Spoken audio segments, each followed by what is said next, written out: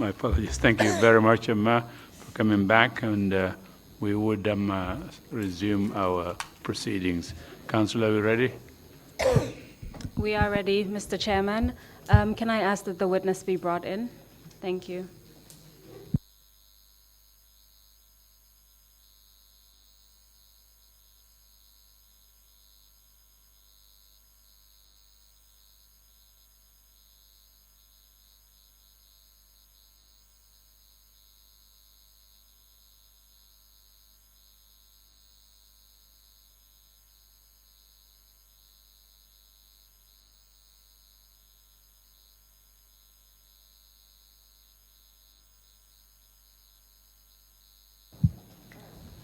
Good afternoon, RSM Jeng. Welcome back to the hearing. Can you please switch on your microphone? I hope you had a good lunch. Yes, ma'am. Thank you for the lunch. I would just like to remind you that you're still under oath. Yes, ma'am. Prior to the break, the commissioners asked you a couple of questions. In one of your responses, you talked about the civilian composition of the Ministry of Defense. Yes, ma'am. And how that was sometimes an obstacle to understanding how the military functioned. Yes, ma'am. Was there any military personnel embedded within the Ministry of Defense? At that time, no, until later when I believe when the Nigerians came, yes, we had someone there. In 1994, who was the person posted at the Ministry of Defense? Captain Samsudin Sar. Thank you for that clarification. I would like to move on to the events of 21st July, 1994. Yes, ma'am. Just want to make one clarification. When you ask me about NATAC, it's supposed to be Nigerian Army Technical Assistant Group. Thank you very much for that clarification. That's helpful. So if we can proceed now to the events of 21st July, 1994. Can you tell us what happened on that day?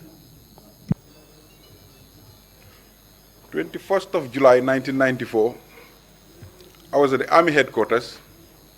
On that week, I summoned RSM 5 and the other senior warrant officers to come to the Army headquarters to have a 2 or 3 day workshop and then to come up with a dress code regulation so that we can adopt it, and then I can take it to the Army commander for us to adopt that as a dress code for the Army.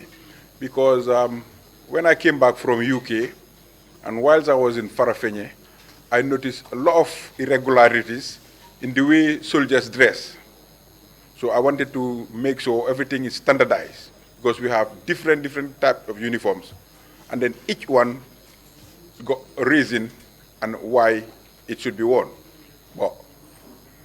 Well, on that point, can you tell us the different types of uniforms that you had at the time and what they signified, if anything? Yes.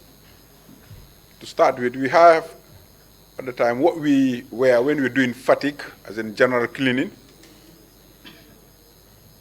We have a combat uniform, what we use for exercises. We had casual green that we use for light ceremonials or when soldiers at times need to go out to dress smart, etc. It's a uniform as well, and more of an office type uniform. And we have a ceremonial uniform as well for ceremonial duties. But when I came, I found that uniforms were used for different purposes, and then we wanted to make it right.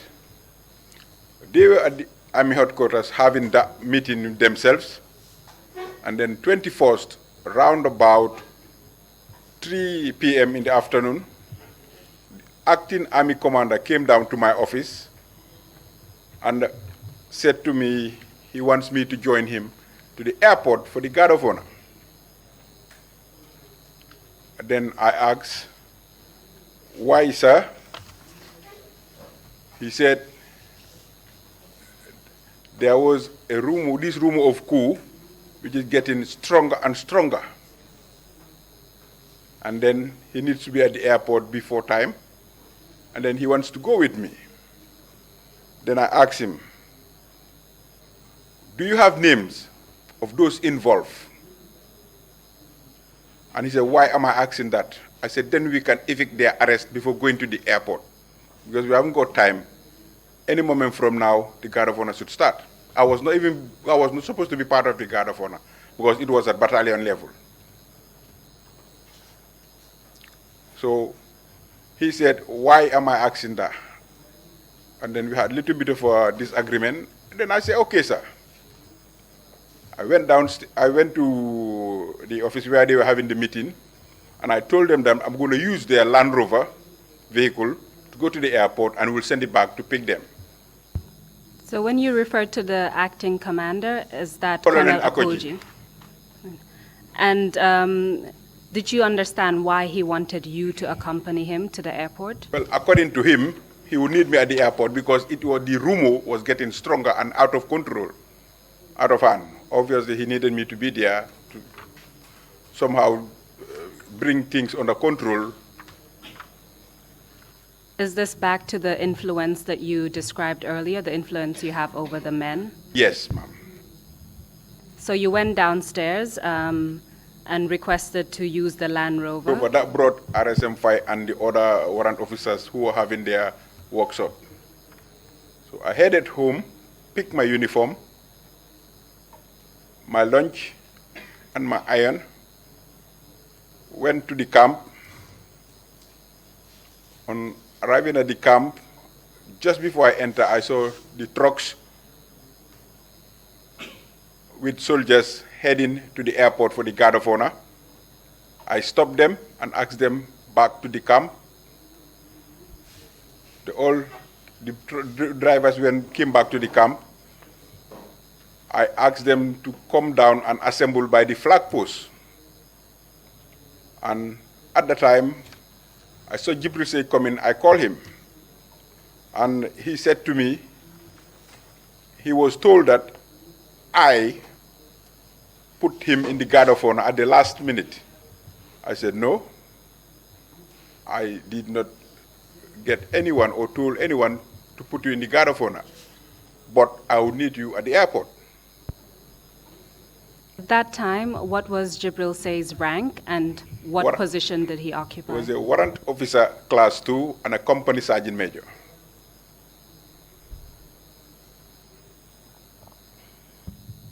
So after you told him to proceed with you, what happened next?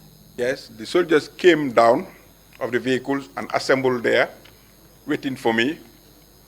And then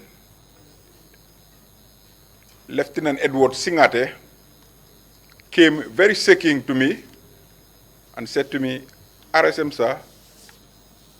I said, yes. He said, is there any problem? I said, why? He said, it's not normal to see you in the camp at this time. I said, no, nothing happened.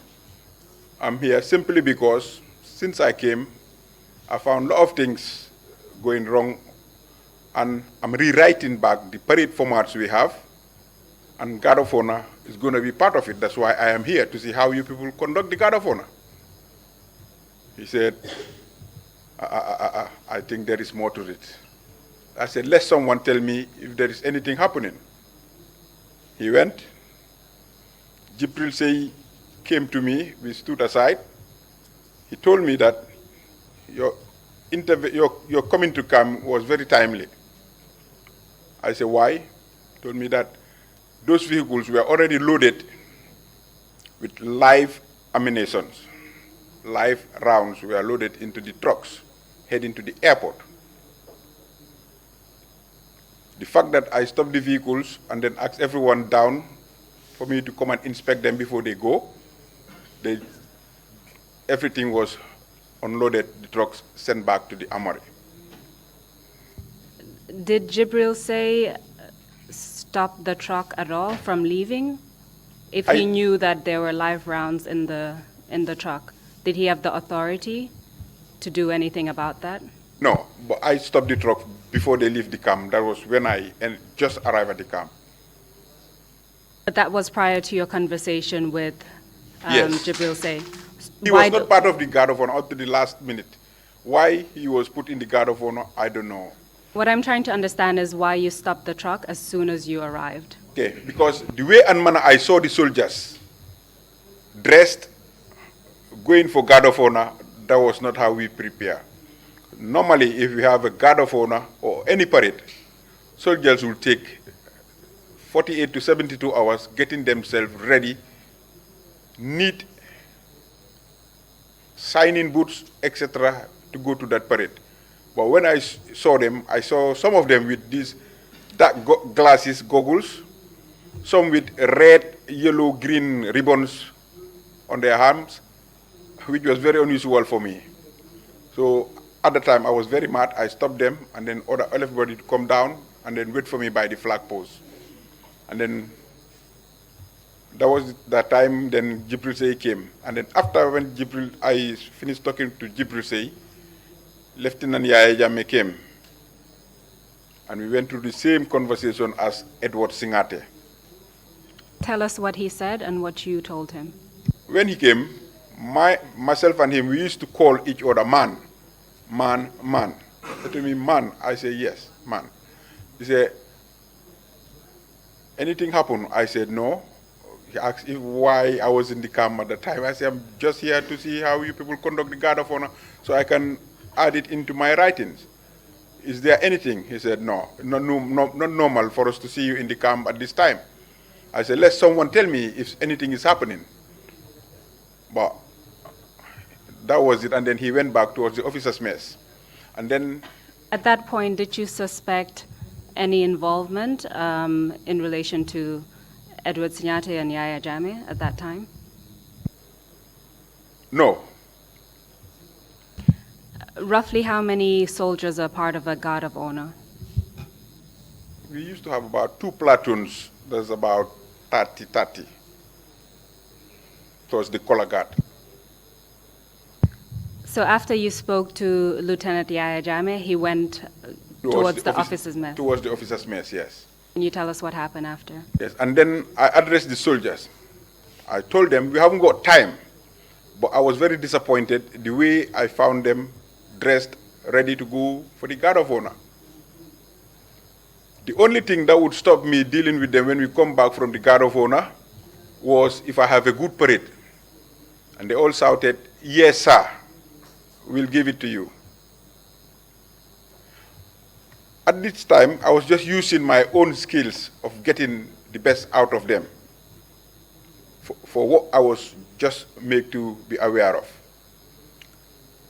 Then I took all the goggles they had and asked them to remove all those ribbons and then get a couple of brushes from the quartermaster because it was late for them to just brush their shoes.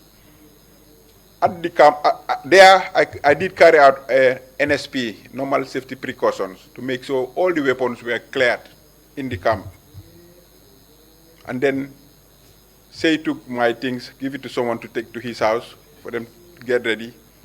And then called the sergeants, said they should take the trucks to go to the airport. But when they get to the airport, they should take them somewhere around customs, not the tarmac, and wait for me till I get to the airport. So you mentioned that 2 platoons were involved in that particular guard of honor. Yes. Do you recall who the leaders were of the 2 platoons? No, when we're doing a guard of honor, what happened is we have a parade commander who was Captain Momodu Sonko, I believe, yes. And then we had 2 sergeants plus the parade sergeant major. So you could see that's why it wasn't a parade that warranted me to be. But if their RSM was there, he would have attended it, RSM 5. The most senior warrant officer was to go with them at the airport. So please continue. Then the trucks left the camp to the airport, I went to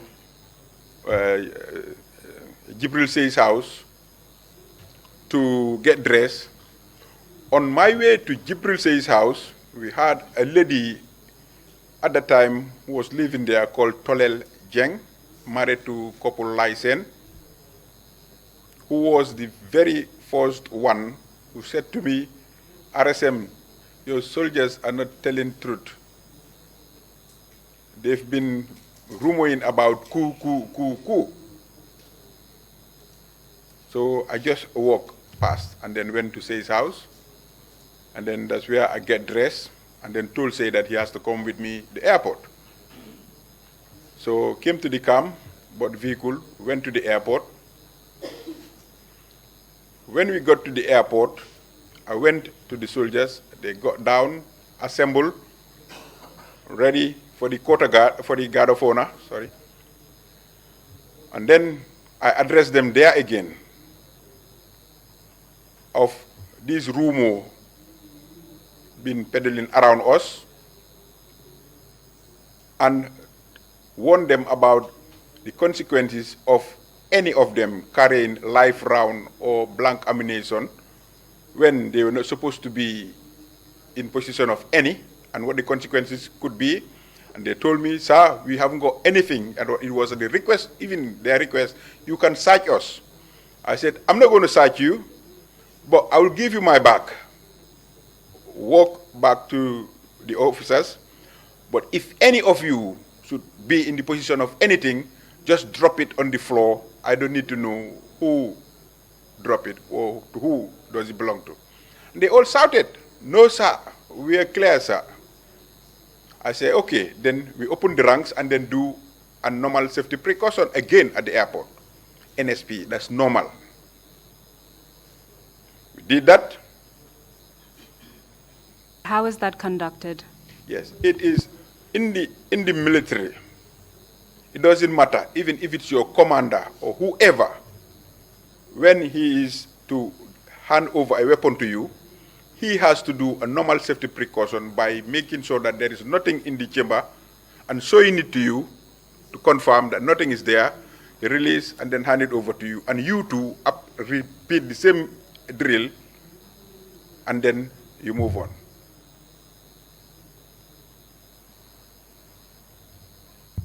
So were any of the soldiers actually disarmed at the airport at that stage? No one who was part of that guard of honor was disarmed.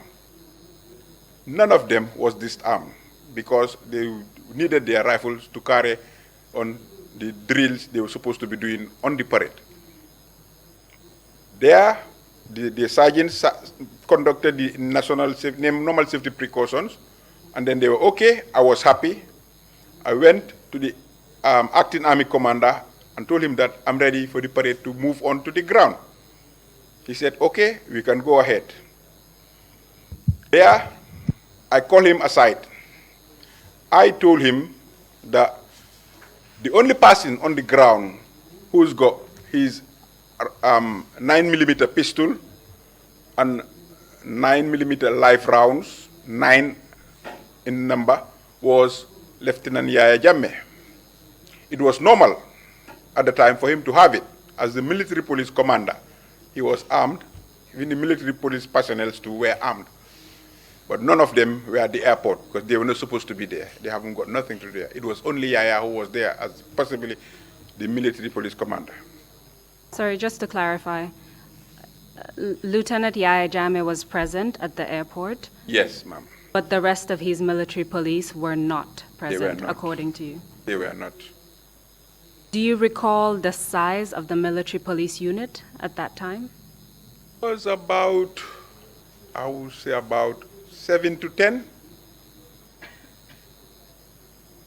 Okay, so at that stage, only Lieutenant Yaya Jammeh was armed, which was normal, considering he his... carries every day. He carries his arm every day with him.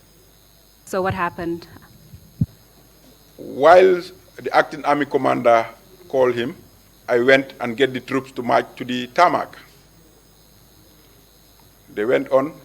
Before they went, I repeated again, I need a good parade. They said, yes, sir. So when they went to the tarmac, I went back to Colonel Akoji.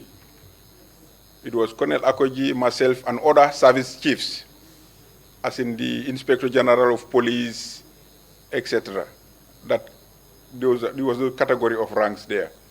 So Yaya came, Lieutenant Yaya Jammeh came. Acting Army Commander Colonel Akoji said to him, "Can we have your pistol so we can go ahead with the parade?"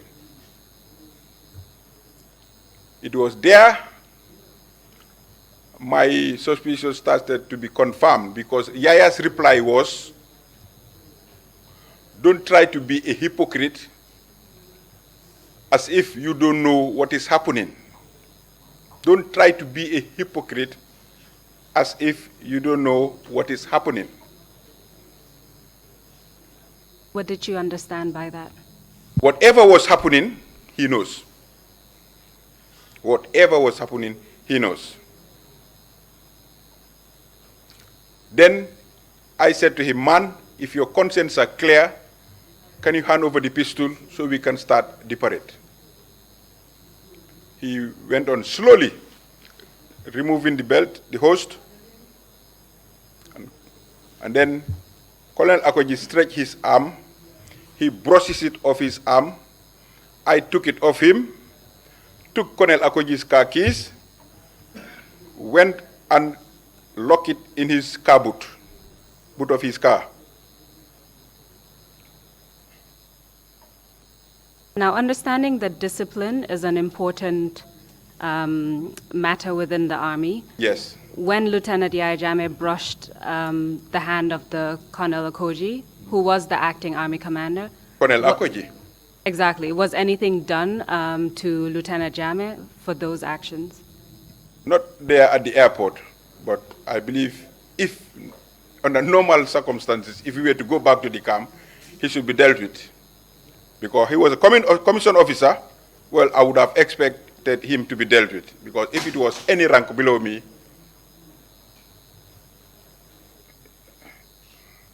At any point while you were at the airport, first with the NSP, the safety precaution, normal safety precaution exercise, as well as the disarming of Lieutenant Jammeh, at any point did you notice if civilians were laughing in relation to those events? Was that in front of civilians at all? Not at all, not in front of civilians. This happened only where service chiefs were. The only other thing that happened was when I was going to place it in his boot, car boot, well, I had a couple of claps from on top of the vehicles. Those were soldiers.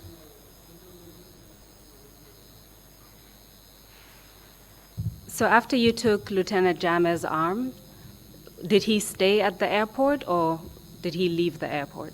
Yes, he stayed at the airport. Then we might move on to the tarmac, because then the flight was very close. Literally start even taxiing before we got to where we were supposed to be. I went straight to the saluting dice, which was there before anybody came. I lifted it, checked under, and to show people that nothing is there that we're hiding, and then place it back down. And then when the plane came and then taxi, Saudauda came off the plane, the VIP took their position, as in the ministers, dignitaries, etc. And then I was trying to keep an eye on him. And then later, after when Saudauda came and then we went through the guard of honor, I saw Lieutenant Yaya Jammeh place himself at the last person of the VIP. He went and stand there to join the VIP. Then I went around, came and stood before him and the last person. He was there. Then I stepped back. Lieutenant Lantombong Tamba was behind the line.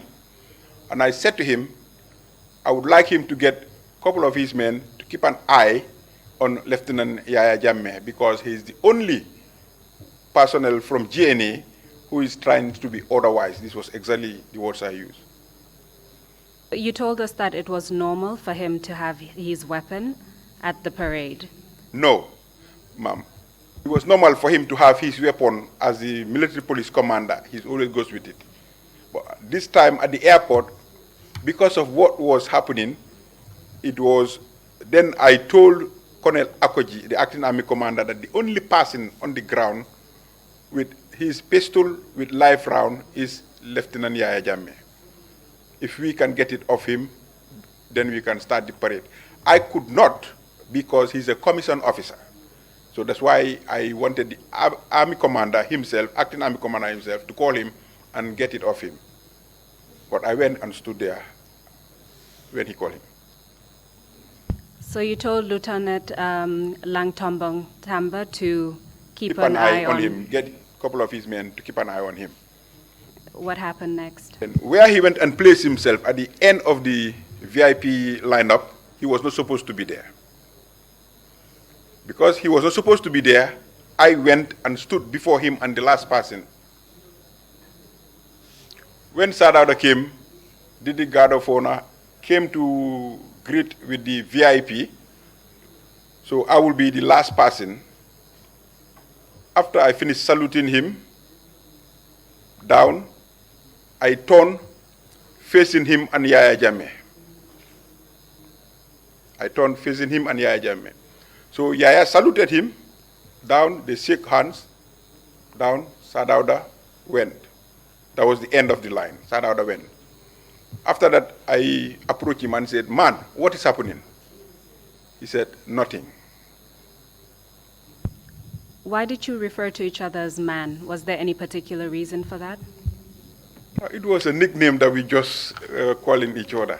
Because what happened is, he was the military police commander, I was the RSM. Whatever case I have for investigation, I passed to him to do the investigation. It was there we just got this. Yeah. So after President Jawara left, and you had this conversation, you asked him what was happening, and he said nothing. Nothing. What happened next? This time, then, what happened is I asked the troop to stay at the airport, not to leave. Everyone should stay until the last VIP left the airport. That happened. We left the airport round about, I think about 7, 8 or so, round about 8. And then I led them to the camp, where I stayed and supervised all the weapons back into the armory. I called on Sergeant Mane, Musa Mane, to allocate 2 vehicles to drop the soldiers off the camp all the way to Westfield to go home, those who were not supposed to be in the camp or those who didn't want to stay in camp and not on duties, and a Land Rover for the officers. So the officers and the soldiers were in separate vehicles. Yes, we don't mix them. Please continue. So it was late at that night when the drivers came back. I was waiting for the last vehicle to come back. They came back, all packed. Then Sergeant Mane later came to me and said, the driver that took the officers wanted to come and speak to me, but he was afraid to do so. What is the name of the driver? Couple Damfa. I'm not sure whether it's Bakari. It's the couple Damfa, but he's late now. So I asked him what was it about. He said, the officer said, now that the RSM is aware, he is definitely aware, and if we should stay, they may be arrested, that they should have commanded the vehicle and then escape through Casamas.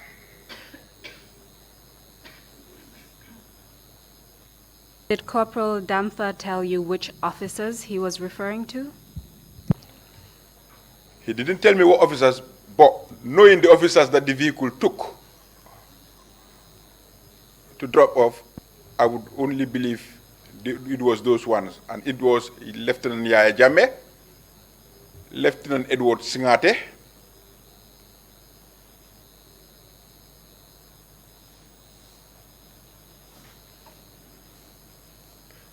those two were definitely in the vehicle because I found them at Yundum when I came. And I would believe Captain Sonko as well, because he took the guard of honor. You also mentioned Lieutenant Lang Tombong Tamba. Would he have been part of this? No, Lang Tombong Tamba was the state guard commander or 2IC at the time. He was at the airport because of the state guard. He was part of the state guard. So as far as you recall, it would have been Lieutenant Yaya Jammeh, Lieutenant Edward Sinyate, and Captain Momodu Sonko. Sonko and a couple of other officers who were... You don't recall? I can recall, yes, ma'am. Please continue. Was very upset hearing that. I went to the commanding officer's office there, the adjutant, and then I called Colonel Akoji and said to him, "Sir, this thing is getting more serious. This is what this driver is saying, and I think it's about time we start taking action." He said, "What?" I said, "If you have names of officers who are involved in this rumor of coup, can you please pass it over and give the instruction for me to effect their arrest?" He said to me, who am I to give him instructions? And then we had a little bit of altercation again. At the time, I got fed up and then just put the phone down and walked out of the office.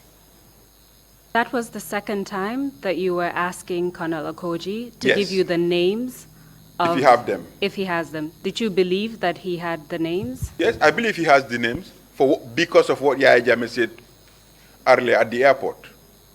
But because they are commissioned officers, I cannot just go on start arresting officers. If they were to be non-commissioned officers and soldiers, I don't need his permission. I just go and do it myself. After his response to you, did you do anything else? Yes. I make sure the camp, the guards were all okay. Everything is set before I left and went home. Felt very, very, very, very, I would say, hopeless. This is a rumor that is going on, and the commander is stopping me from doing exactly what I really wanted to do at the time. So I went home. Remember, I was so tired. I was lying, head up, and then my elder brother came and then kicked me. I jumped. He said, "What happened?" I said, "Why?" He said, "Because Baba Saho of then NSS was just going around the house and asking people if I'm in." Then I said nothing happened. I just closed my door, and that was it for that night. And NSS is the National Security Service, Security that's service correct? at the time. Considering the chain of command, did you have any other recourse after Colonel Akoji dismissed your suggestion that he give you the names so that you could take action? Because he was the acting army commander, and as RSM, I deal with him directly, was supposed to be dealing with him directly. So, if anything, I get to him directly as the RSM.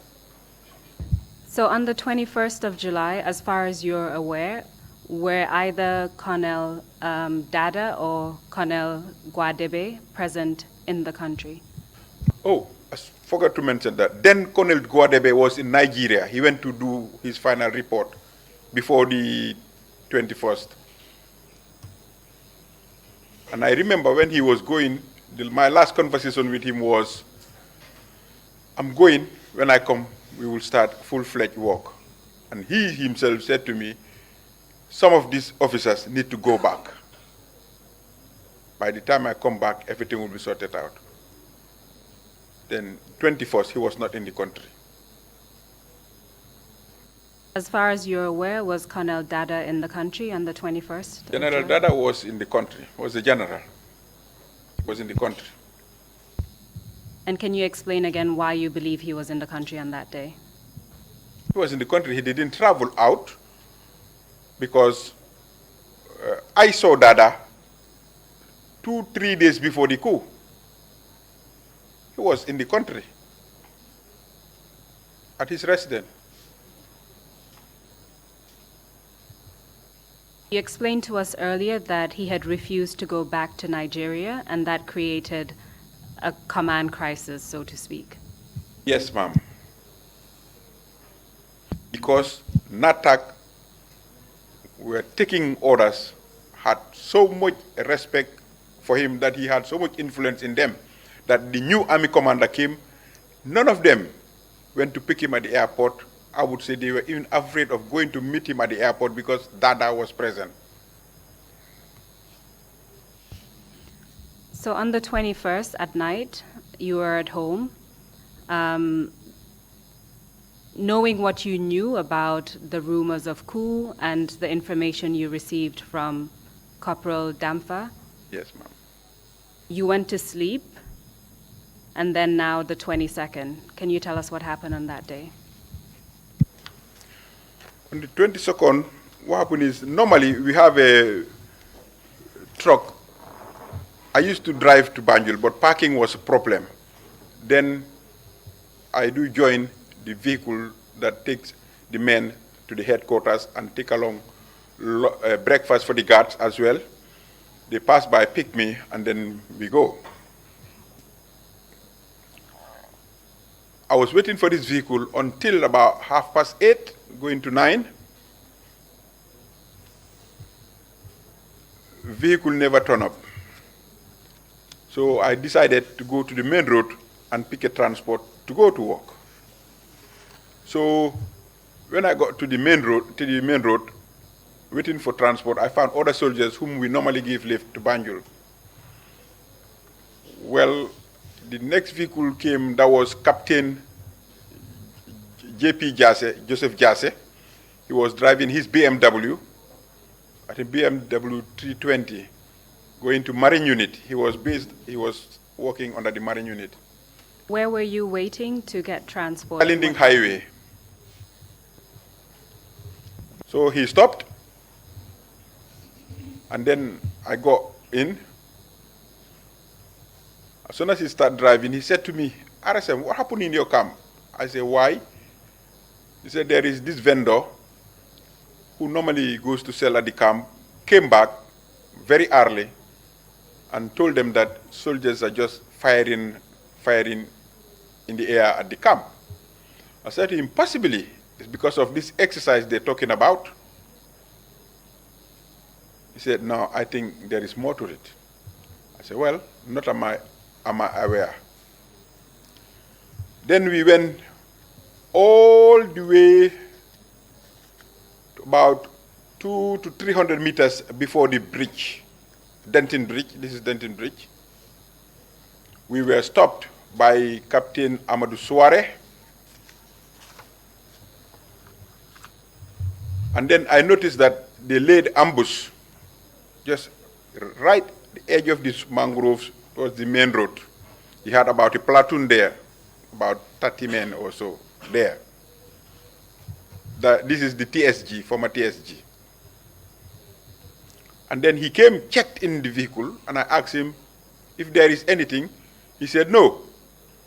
They wanted Lieutenant Jase to open the boot. He did, nothing. And then they said, okay, we can move on. As soon as the vehicle started moving, the road was closed. So just to clarify, your testimony is that Captain Souare was on the Right-hand side going to Banjul.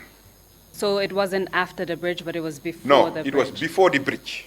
About 200 to 300 250 meters to 300 before the before bridge. the bridge. And the ambush was set on the right side as on far the as you right-hand could side, tell. exactly where he was, And this was around 9 a.m. in the morning, after 9. after 9 in the morning. 9, yeah. 'Cause, Please continue. and then, immediately after the vehicle started moving, the road was closed. They came out of the ambush. They closed the road. Before we reached the bridge, the vehicle was stopped just about 10, 15 meters before the bridge.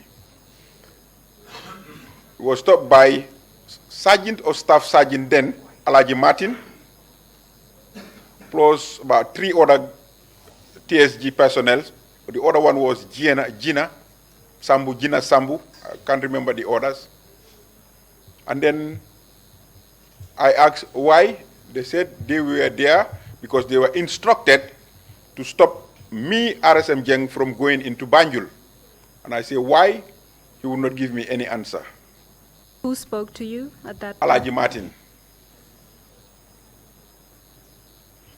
And then we all came down. We had a private soldier then who was very short-tempered, LBCC. He said he was not going, leaving me behind. I said, no, you will have to go. There was a little bit of argument. Lieutenant Jase was present until I convinced Lieutenant Jase and the soldiers that they can go and leave me behind. So it was you and Lieutenant Jase who were in the vehicle, Plus other soldiers he gave lift going to Banjul. and they were all let Go, to go, but you were stopped. yes. I was stopped from going to Banjul. Please continue. And then I asked Alaji Martin why, but he could not give me answers.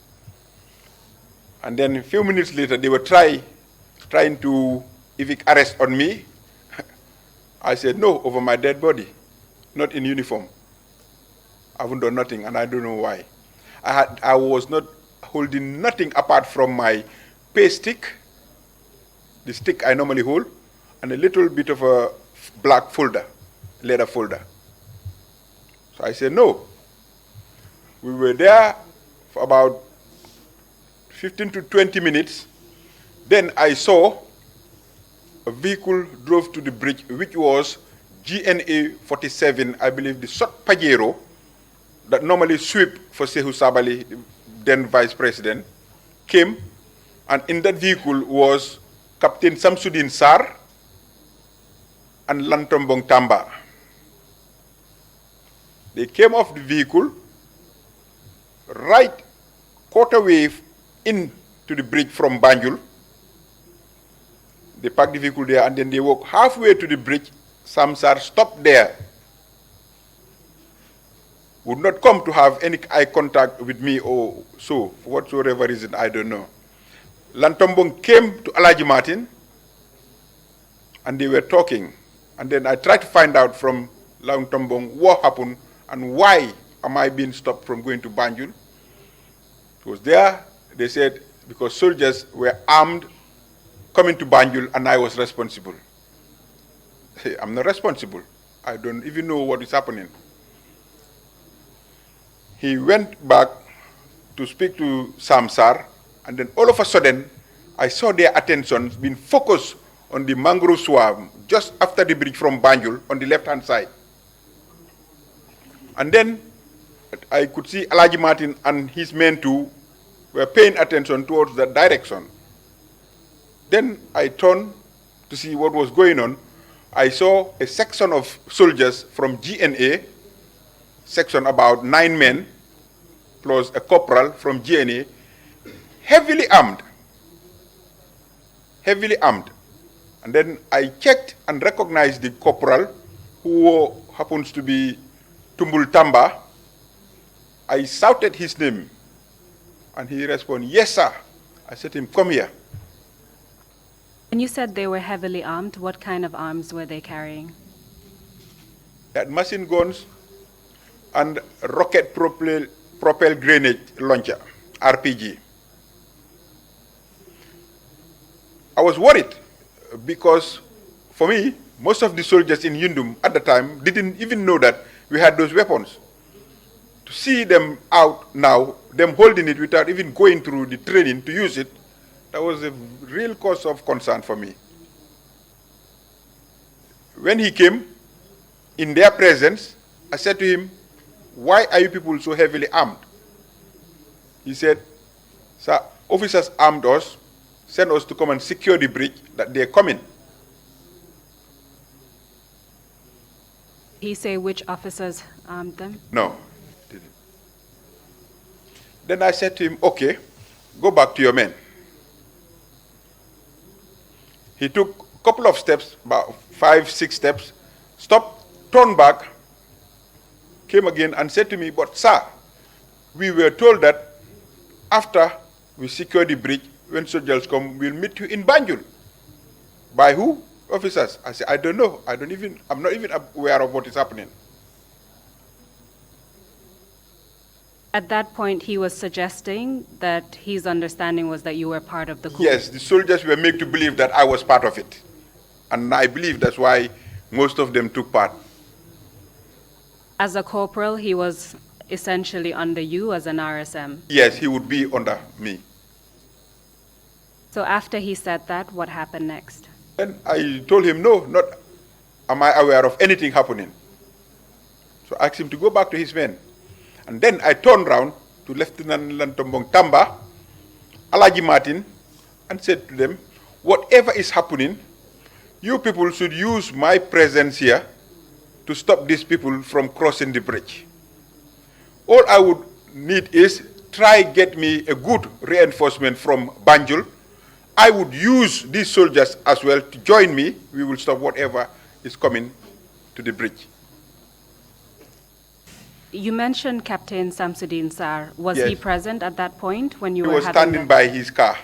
He didn't come close to me for us to have any conversation or so.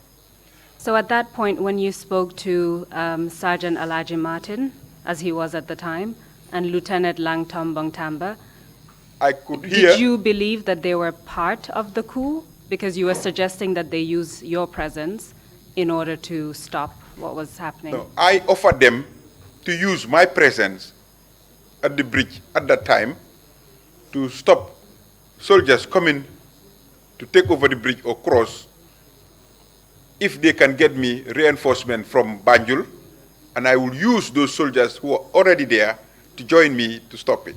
Because I could see that they had the impression that I was part of it or I was part of whatever is happening. But they saw no interest in what I was saying.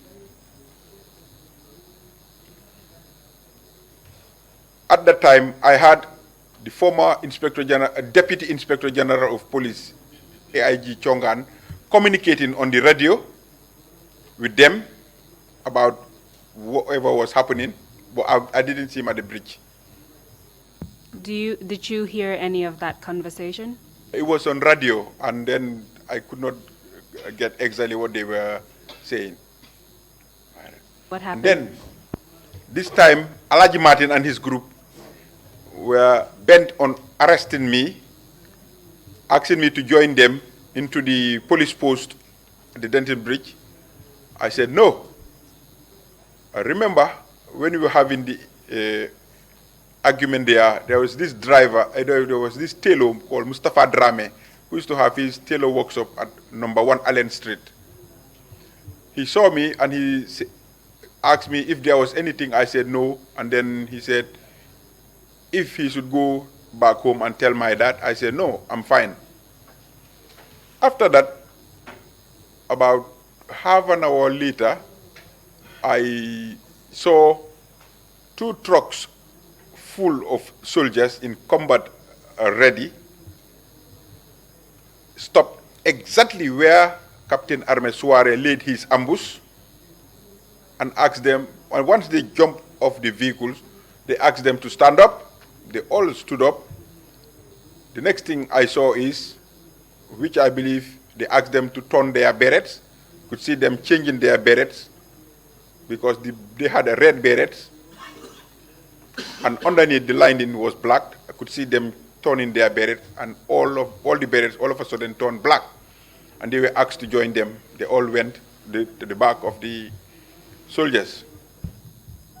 From your vantage point, as far as you could tell, were there any discussions between Captain Amadou Souare and the soldiers who jumped off the truck?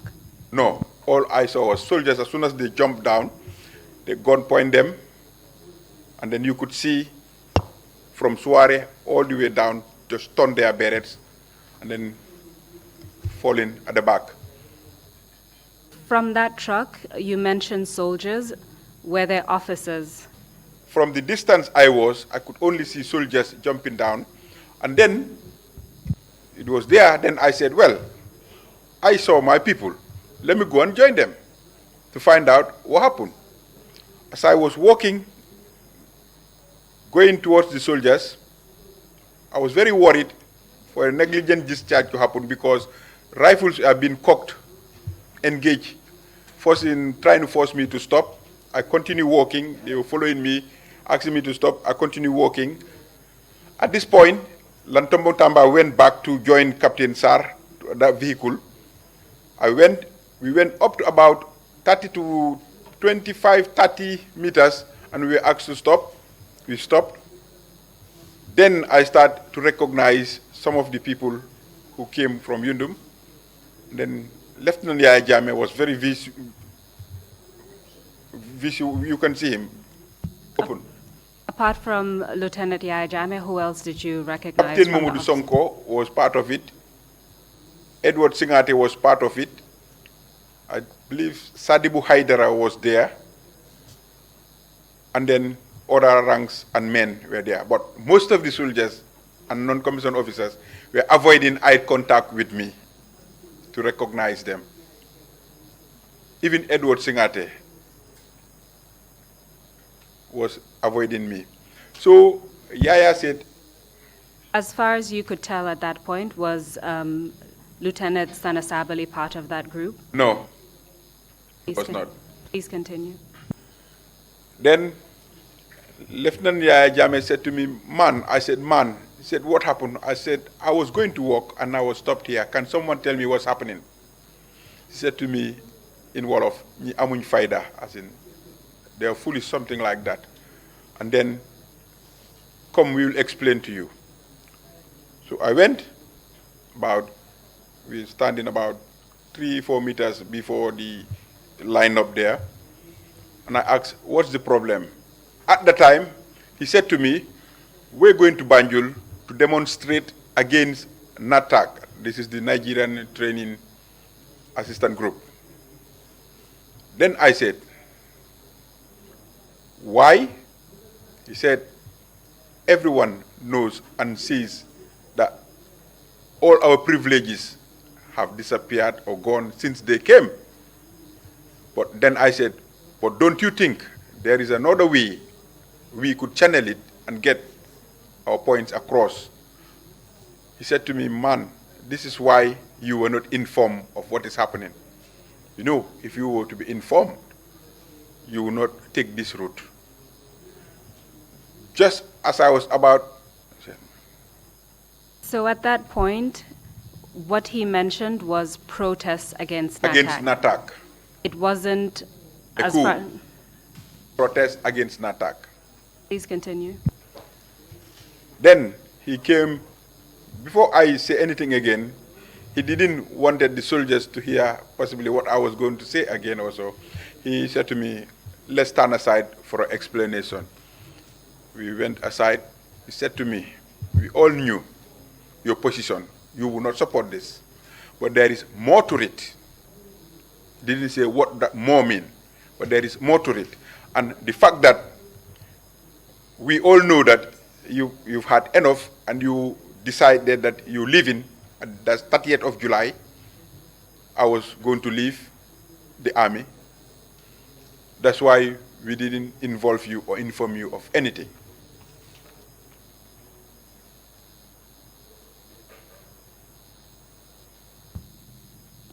Why were you planning to leave the army as of 30th of July? Yes. What happened was, it come to a point that I felt definitely I tried everything, I've done everything, I've sacrificed everything, but at the end, it was not recognized and I was not getting anywhere. That at the end of my 10-year service, I will leave. Because, as I can recollect, since I joined the army, I had never gone on annual leave. The only time I took 2 weeks off was when I came back from my training in the UK. And as soon as I started training, went into the third day, I was recalled back. So I went back to duties, apart from when I was sick. So at that time, 22nd July, I packed everything I had in a suitcase. The 30th of July, they released me, I will go. They haven't released me, I will put it down and then leave. So at that stage, it was well known within the army that you were planning to resign, or there were few individuals who knew that you were planning to resign? Yes, a lot of people know, because I remember the last Independence Day celebration I attended. I gathered them and said I need a very good parade. I didn't tell them why, but I told them, hopefully, I think this may be my last parade with you people. Didn't went down very well, but I didn't tell them why, but that was my reason. So at that point, your conversation with Lieutenant Yahya Jammeh, he told you why you weren't informed. He told you what was happening. What happened next after that conversation? I was there. I asked him, what happened at the camp? He said to me, nothing. I said, you sure? He said, yes. I said, hope no injuries, no nothing. He said, no. But I saw a soldier who was having his hand with blood all over on a bandage. I asked why. They said he was trying to open this ammunition box, which is in like a sardine tin, and then he was forcefully trying to peel it, and then he got his hand cut. And then they said that was the only guy who was injured in it. And then I said, what about the rest of the soldiers? He said to me, everyone is fine, only that they've sent about 2 sections to Fajara barracks, and they've already taken over Fajara barracks. I said, what do you mean? He said, yes, they've already taken over Fajara barracks. They sent there 2 sections. And in that group, that's where Sana Sabali and Dotfal was. Just to make sure we understand this correctly, a section is roughly 9 people. 9 to 10 men, yes. So 2 of them were sent to Fajara barracks, and they've took taken over. over Fajara barracks. Please continue. And then I definitely said, that's it then. There's more to it. That confirmed, to me, that confirmed what was happening, but still could not take it. And then I said to them, make sure these boys are controlled while the people go to Banjul. I'm going home. I'm not part of it. If anybody needs me, I'm at home. It was there that they allocated a Nissan Patrol, white Nissan Patrol, to take me home, which I believe was the vehicle for Combo Police Station. So to understand the men who were at the bridge at the time, Yes, you mentioned a section led by Tumbul Tamba. Is that yes. correct? Yes, ma'am. There was Captain Sware and his men. Yes, ma'am, who led ambush. And you said, did you say if that was a platoon or more than What, a platoon, yes, ma'am. about a platoon? Then there was a truck, About 2 trucks. about 2 trucks. Do you recall roughly how many men? I would say about 40 men or less. So in total, we're talking about less than 100 Less men. than 40. It's less than 40, not up to 40. So in total, an estimate of, say, about 100 men or less than that? Far less than that. Far less than In that. total, yes. So you asked, you said you wanted to go home? Yeah, I told them I'm going home. I'm not part of it. Whoever needs me, I'm at home. And then they provided a vehicle to take me. Knowing what you knew at the time about what was happening, did you take any steps to thwart the coup, essentially, or the protest at that time? Did you take any steps after you left the bridge? At the time, there is nothing I could do there. I called Army headquarters, and then I had a mobile. I called the Army headquarters and spoke to the chief clerk, who is W2 JA at the time. And This is in 1994. You had a mobile. yes, Okay. when I came back from UK, 6310, small one. Nokia? Yes. Okay. Please continue. And then I asked of the army commander's whereabouts. He said he's at home. Then I told him to inform him that I could not come in today because I was stopped the bridge from coming. TSG trying to evict my arrest. I'm going home if they need me. He said, okay. I proceeded with the vehicle. On reaching at Jimpex, the vehicle ran out of fuel. Came down, start walking towards the Westfield Johnson to get a taxi to go to Talinding. I received a call from W2 JA and said the acting army commander wants me to go and meet him at his residence. W2 Jack was the clerk. It's is that chief correct? clerk, Chief yes. clerk. I said, okay. I went straight to where I knew that he was. That's somewhere just very close to Combo Station. No one was in the compound. It was empty. And the watchman told me that he transferred. Then I went to Combo Station and then explained to them the situation. They said to me he transferred. He's in somewhere in Kirsering. I didn't know where he lived because I don't go anywhere near them, Nigerians. So even though you were the RSM of the RSM, army, I don't know where you he did not lived. know where your acting I commander. don't know where he lived. Please continue. So it was the Combo Station officer who borrowed me vehicle that took me to where Colonel Akoji was. I went to Colonel Akoji's house. I found Colonel Akoji and a couple of other senior NATAC officers. And I found Captain Mamad Cham there.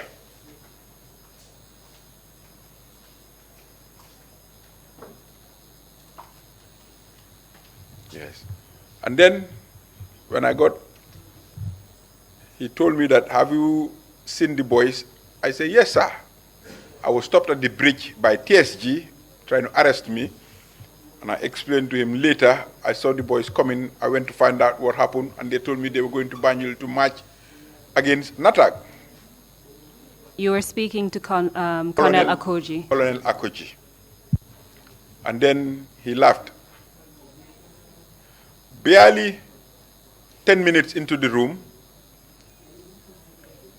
he called Captain Mamad Cham, and they went into the bedroom.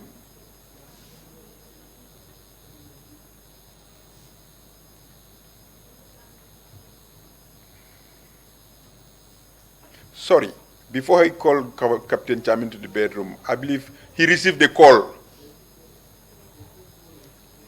And his response to that call and attitude told me that he was speaking to General Dada. What was it about his attitude and response that made you conclude that? For Colonel Akoji to say, yes, sir, he is talking to someone who seniors him. Yes, Oga. Yes, Oga. Yes, Oga. He was referring to someone who seniors him. That's why I personally, without a doubt, believe that he was speaking to Colonel Dada, General Dada. Is it possible that he could have been speaking to Colonel Guadebe? No. Guadebe was in Nigeria. But could you tell where that call came from? From Dada. Knowing what I know after, the call was from Dada. Please continue. Then, after that call... Sorry, just to interrupt. Were you able to tell, did you hear any content of that conversation? From his response. I didn't hear what the other end was saying, but his response tells me that he was speaking to Dada. But did you hear anything else apart from his response, yes, Oga, yes, sir? Did he say anything else, any information about what was happening? Yes, I will look into it, and then I will get back to you, Oga, something like that.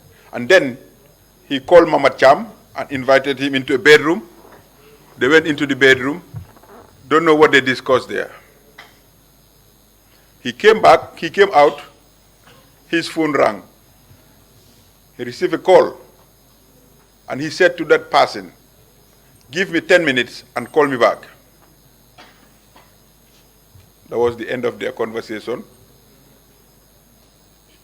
He went into the room with Mama Cham, and he was on the phone again, which I again believe it was Dada.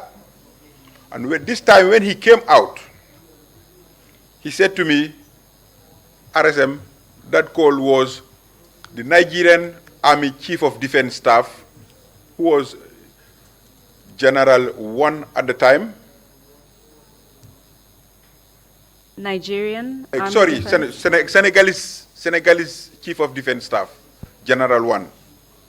And he said they were by our borders, but they could not come in because they had of a mutiny without speaking to someone in authority. And I said to him, sir, you're the most senior on the ground. I should not even be asked.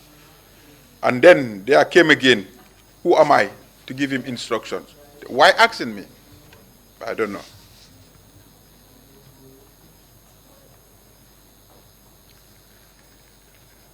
After some time again, he kept repeating it back into the room with Mama Cham. Whatever they were talking about, I don't know. Then when he came out, and then this General 1 rang, his reply to General 1 was, wherever Sir Dawda is, should give those instructions, because wherever he is, he has more means of communicating with the outside world than him. He cannot give those instructions, Sir Dawda should. Then, he went in again, his phone rang, he went in again with Mama Cham. Then Major Adamu, whom I knew and had relationship with back in Farafenye, looked at me 3 times and blinked, and then went out.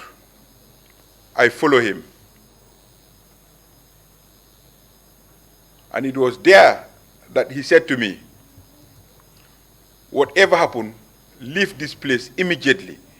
If anybody is to be gone down in this episode, what's happening, is going to be you. If there's going to be any casualty, it's going to be you. First casualty is going to be you. I said to him, thank you, sir. Why did he say that? Why do you believe he said that? Or what do you believe he meant by that? He knows what was happening, and I didn't know. And for what was happening, they could see my stance, my position, and if I was to participate, what it was going to be. And still they were not comfortable, possibly, that if I should happen to go back to interact with the men, I may do something that would jeopardize whatever was happening. Around what time of the day were you at Colonel Akoji's residence? It was sometime around 12, after 12, between 12 and 2. And is it your testimony that the only other Gambian officer who was present apart from yourself? Before I left, I believe Babucarr was there. Ben Wilson was there. Captain Ben Wilson. Do you recall how long you stayed at Colonel Akoji's I was residence? there for about, I would say, hour or 2. And then after that thing I had with Adamu, came back in, and then Colonel Akoji said to me, RSM, we want you to go to Banjul and stop these boys. Now knowing what I just was informed by Major Adamu, I said to him, I'm not going, because I felt it was a trap for me. I said to him, I'm not going. I'm going home. Whoever needs me, I'm at home. I left the house. That's how I left the house. Turned left, right again, and then disappear from there. I didn't know where I was. So I was using the water tank in Bakote as my point of orientation to head towards Tipagaras to go home. So as the acting commander of the Gambia National Army at that time, to your knowledge, did Colonel Akoji take any steps to counter what was taking place at the time? No, not at all. After you left his residence, where did you go next? After I left there, I was walking, heading home, and then when I got to Bundung, I had a friend there called Baladabo. I went straight to his house. He borrowed me jacket. I wanted to go. He said, "No, you're not going. Stay until you calm down." And then I had one man called Alajub in Brikama, who was my friend, a spiritual friend. He went and get him. The man came and said to me, "You will have to stay here with me overnight." So I stayed with him there overnight, and he said to me, around about 3, 4, I was not comfortable. I said to him, "I'm going." And then about 5, and then I left, went home, straight, dressed up, went to my dad and said, "Dad, please pray for me. I'm going back to the camp." They said, "No." I said, "No, I'm not comfortable. My conscience is not telling me not to stay. I must go and see what is happening at the camp." Then I came to the main road and then saw a truck coming from Banjul end. I stopped it. It went and then reversed back. It was RSM 5 in the truck. And then I got into the truck straight away, and then I went mad on him and said, "How can this happen in your camp? How can this happen in your camp without you knowing and telling me?" I didn't get any answers from him. So we didn't speak until we got to the camp.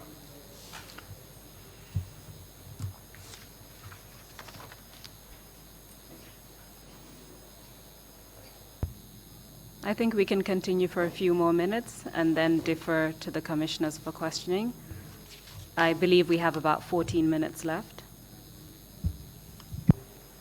Yes, Councillor, you may continue. Thank you. Thank you, Mr. Chairman.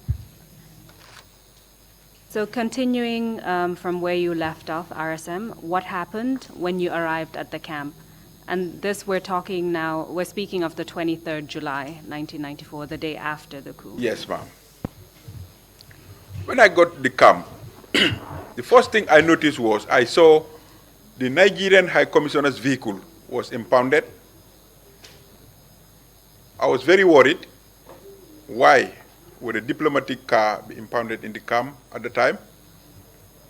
I asked who was the camp commander. They said it was Captain, I can't remember, it was a major at the time, Sankare Baji, Mumudu Baji. Major, I believe, Captain Major, one of the two. And then I went to his office to find out why would the military, Nigerian High Commissioner's vehicles would be in the camp at the time. He said he didn't know. And then I told him we should try and get them to come and remove this vehicle from the camp immediately. Hope they know the implications of what they're doing.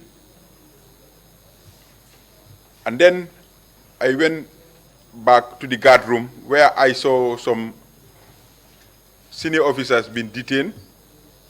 And if I remember, Bunjak was there, our permanent secretary, Minister of Defense, and a couple of other Zandam, TSG officials and senior NCOs. Do you recall any of the other people who were detained apart from Major PS? Chris Davis was there.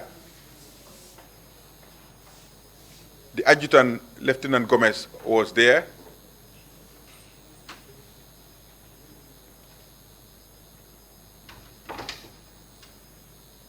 couple of other officers were there. Were they all detained in the same place? Yes, ma'am, in the guard room, Yundum Barracks. We have a cell there that takes about 7 or 8. And the people that you saw in that cell, were they roughly 7 or 8 or more than Not that? up to 7 or 8. No, not up to 7 or 8. About 6 plus the civilians. Yes, About 7 or 8. yes. So continue telling us what happened after you saw that. After that, I saw one sergeant at the time, who AMC, he's late now, wearing a second lieutenant pip. I called him and said, why are you wearing that? He couldn't give me any explanation. I asked him to go and remove it and revert back to his sergeant rank. I then called RSM 5 to find out if all the arms that were released or issued out, they can account for it. He said WO2 Ba was responsible, who was Ibrahim Ba. I called Ibrahim Ba to find out. He could not give me any answer. And then I insist that they should try get a stock of every arms that was released. At that time, Ibrahim Ba disappeared from the scene. Few minutes later, Captain Momodu Sonko came to the guard room. Before he got to the guard room, he was mumbling. I don't know what was he saying. Then he had a little bit of an altercation with Sergeant Nyang Kabare, to the extent that he, Sonko, said to the sergeant, you have to be very careful. I'm having a pistol with rifle rounds. And then the sergeant replied and said, excuse my language, na alafta menkela momo ya kejam binyo ba jarfu nyaw. Said something very nasty. What happened, whatever. Can you please translate that for us? Okay. Sorry. To the extent that you can translate all of it. Captain Sonko had a little bit of altercation with Sergeant Kabare. What they were saying, I don't know. I only heard Captain Sonko saying, Sergeant, you have to be very careful. I've got a pistol with live rounds.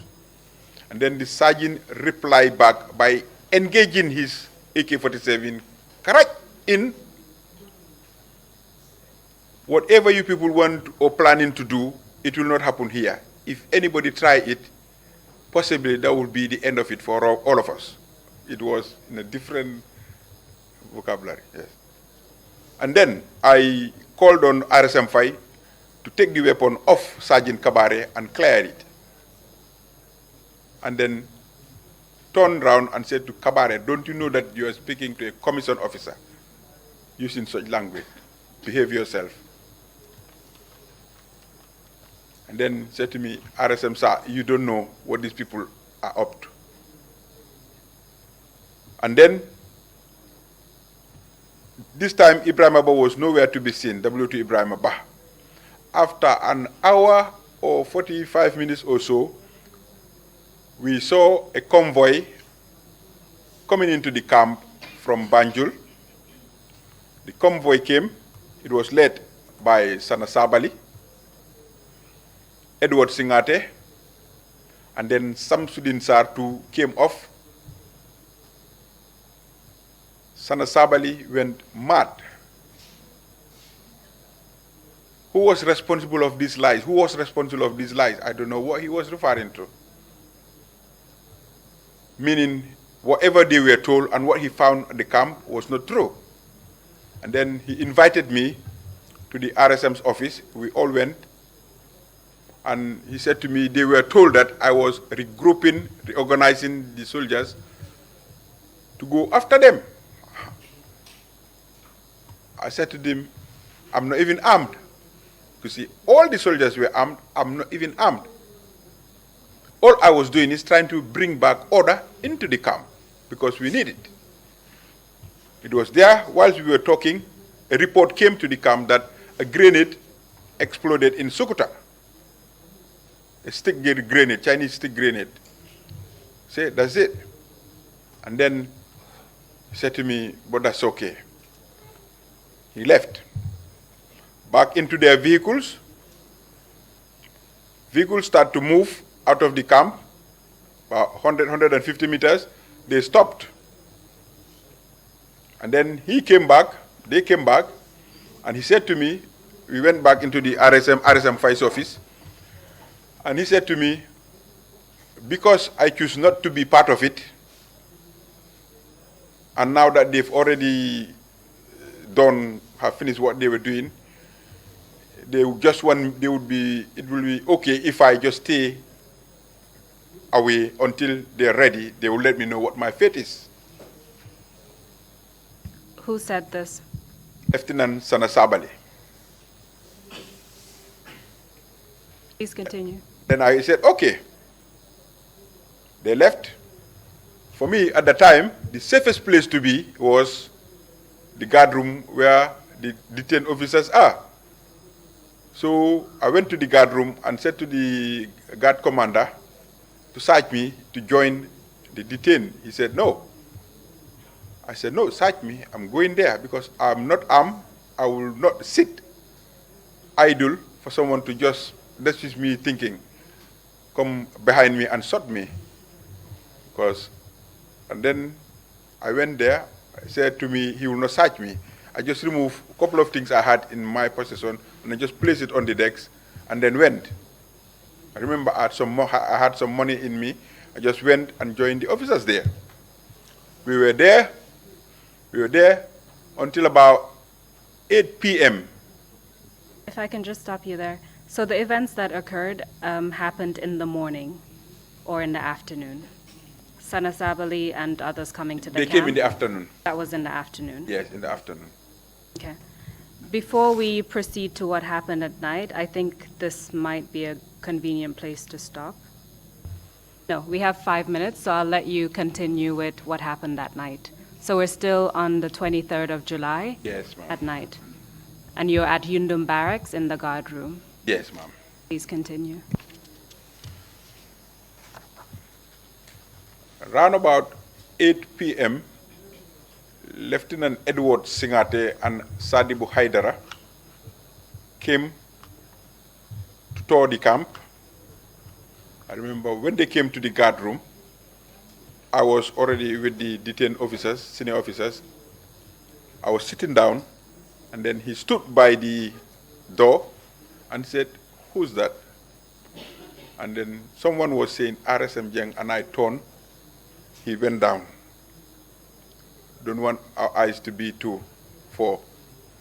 And then he coldly said, "RSM." And then he left the guard room. That he was going to State House and see what they can do about the situation there.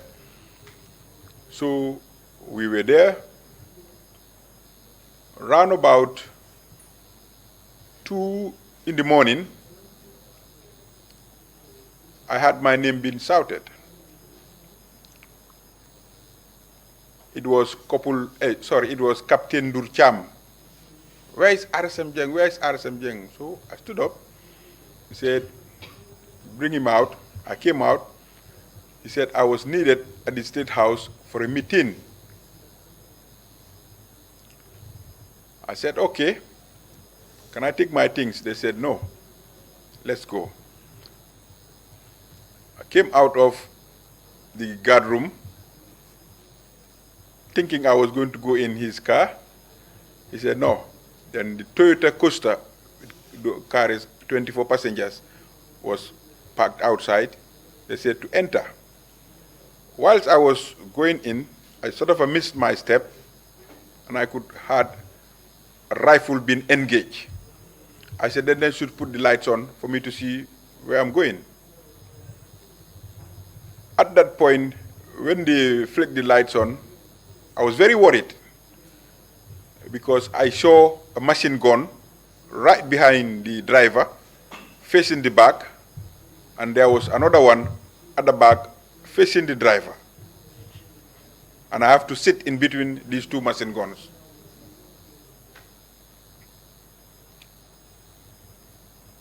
So I entered, the vehicle started rolling out of the camp.